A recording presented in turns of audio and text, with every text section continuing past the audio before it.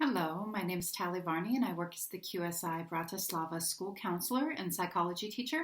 And I wanted to give you, as parents and families, a few tips and tricks about the virtual learning experience and about having your children at home instead of in a traditional classroom.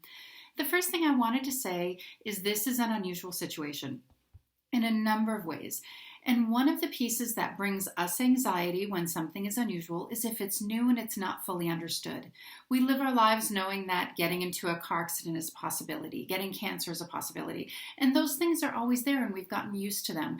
But when something new comes in and we're not quite sure what's ultimately going to happen, it can make us very anxious. And it's really important to try to not pass that anxiety on to our kids. We want our kids to be washing their hands. We want them to be maybe restricting social events, and all of these things we can convey in a calm tone and in a tone that says, we're still in control, everything is fine, we're taking care of it, the adults are in charge. So I think that's an important message to send in the day-to-day. A second message that I wanted to share with you is when you have your children at home, to the best of your ability, I know many times they're with babysitters, they're with grandparents, do try to develop a schedule for them.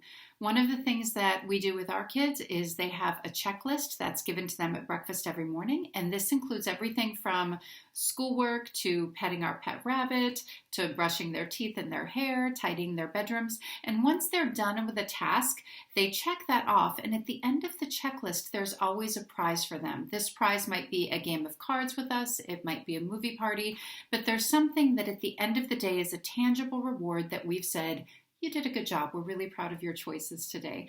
And I found that that really motivates the kids to move through their day and to try to get things done. Another piece about being at home is if you have switched to home office yourself, it's good to try to establish boundaries and a routine with your kids because particularly if they're younger, they will want your attention all the time because it's new and it's exciting and you're there.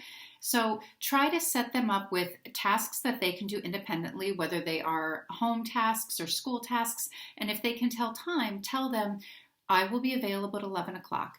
Or I will be available at this time, so that they know that's the time that they can come to you. And if they run into a problem or they need some help with something, they can save it up until they have that time with you so that you're not inundated and having to say, don't talk to me right now, and becoming frustrated as you're trying to continue with your own career. I recognize that's a balance for all of us as parents who are working from home. The other piece I wanted to share was about social norms.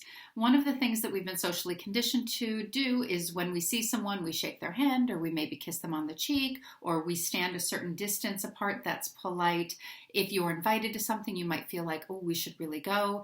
But follow your own conscience with this one, because I do know that it's been stated we should try to limit group activity. The person next to you, the family next to you, your neighbors, another school family, they may see this risk differently. Everyone looks and perceives risk in a different way, and it's important that as we become anxious, we don't start judging each other. And it's also important that when you make different choices from your neighbors, you're comfortable with those choices. It is okay to not shake someone's hand. It is okay to keep a distance. It is okay to say no to parties and to play dates. It's okay to go to the grocery store. It's okay to not. Whatever you need to do to feel that you're safe and your family is safe and whatever is comfortable for you. This is a really unusual time, so those social norms don't necessarily apply. The next piece I wanted to talk about was just enjoying being at home with your kids. With every difficult situation, there's a silver lining, and this one is no different. We're at home, it's unusual, but yet it's an opportunity to break and have a popsicle mid-morning, or to go out for recess with them and play a game of kickball. There's a lot of ways that we can make the day sort of exciting and interesting and fun for our kids, and also fun for us, because this time to spend together, even though it's under some difficult circumstances, it's still quite special.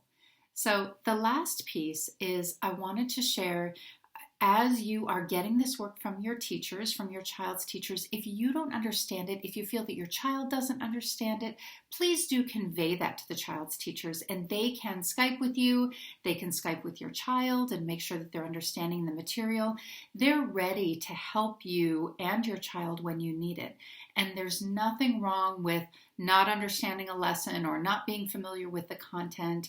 We don't expect parents to be the teachers, but we do hope that you would tell us when your child is maybe getting too much work, or they're not getting enough work, or something is not clear for you and for your child.